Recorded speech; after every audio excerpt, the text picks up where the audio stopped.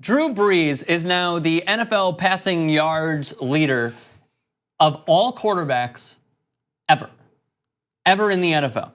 He is at 72,103. He passed Peyton Manning. By the way, he still has like 4 more years. Yeah. Don't know if anyone's ever going to catch this. Bleacher Report put out some great graphics with Drew Brees and New Orleans Saints. I love New Orleans. Most games with 70% completions in NFL history, minimum 15 attempts. Brees is at 106. Peyton Manning is at 93. That is how good this guy is. NFL passing yards single season leader. Drew Brees, we forgot to spot channel number 2. 4 of the top 6. He's incredible. And Shannon Sharp, I thought, brought up something that was very interesting via the NFL Network, is that, yeah, Brees is great, but he's also in a class with some of the best that we've ever seen. He's absolutely great. He doesn't get the credit that he deserves because he played in the era with Manning and Brady. And you're talking about guys that got multiple Super Bowls, multiple MVPs. He got caught. It's kind of like early 80s, you played with Bird and Magic. No matter what you did, it was talking about them. Such consistency at the highest level. Understand where he's coming from because, yes, we did have Peyton Manning, who literally built an entire stadium on his own. Right. He built Lucas Oil Stadium. It should be named Peyton Manning Stadium. Like, screw Lucas Oil, screw Rex Tillerson, just make it Peyton Manning Stadium. Right. He'll have a statue.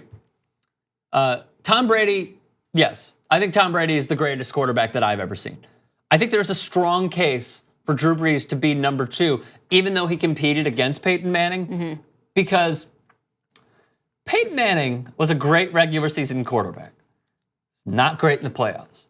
My other question is, for all the Peyton Manning lovers, considering his playoff deficiencies, where would you put him if he didn't have a top 3 defense, which is something that Drew Brees has never had when he won with the Denver Broncos? Exactly, and that was going to be my point. That's my argument. It's one of those things where Drew Brees he's a Super Bowl MVP, right? And he has yet to get the credit he deserves. And yes, because he's playing with players or amongst players that are at the top of their game, so it's very easy for him to be overlooked. But somebody who still has years in the game left and has been playing with one of the worst defenses I wouldn't say ever, but compared to other quarterbacks, I wouldn't say ever, but compared to other quarterbacks, it's impressive what he's been able to do. And it's so unfortunate that if the Saints lose, and Drew Brees isn't on the field, it's the defense that's been messing up, then he gets the blame. But if Tom Brady is off the field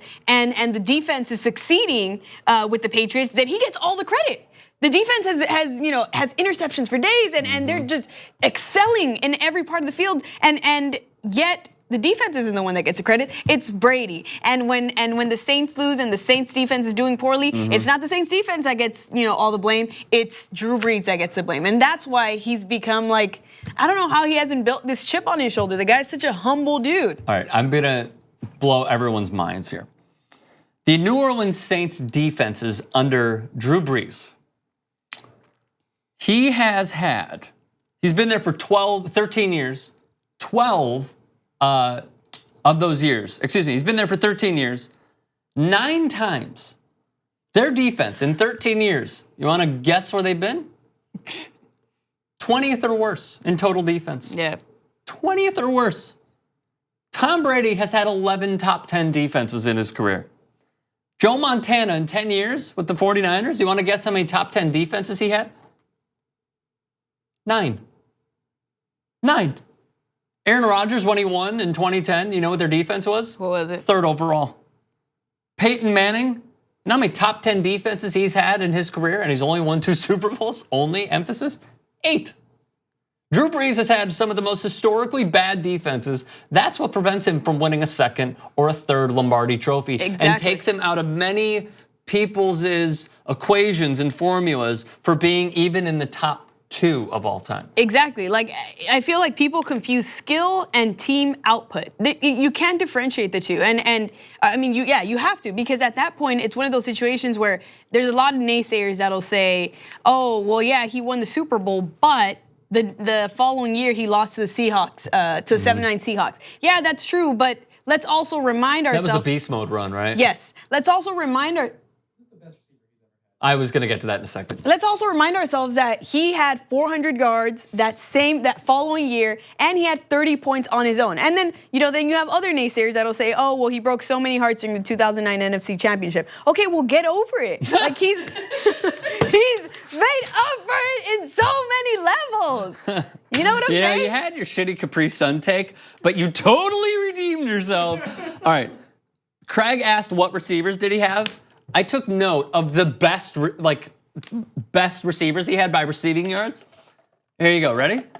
Marcus Colston, Kenny Stills, Devery Henderson, David Patton, Lance Moore, Robert Meacham, Jeremy Shockey, Willie Snead, Ben Watson, Michael Thomas, who looks good, Kobe Fleener, Brandon Cooks, and he had Jimmy Graham, who there was the argument, receiver, tight end, pass catcher. So he's had some of the worst weapons. But that argument negates itself, in my opinion, because Tom Brady only had Randy Moss a few seasons. Exactly. And he had Wes Welker, who, by the way, he made Wes Welker into Wes Welker. Mm-hmm. If Wes Welker was Wes Welker, the Miami Dolphins would have kept him and not cut him. You know what's my favorite song? You could ring my bell. So do it, why don't you? Ring the damn bell. And download the TYT app, available on Android and iOS.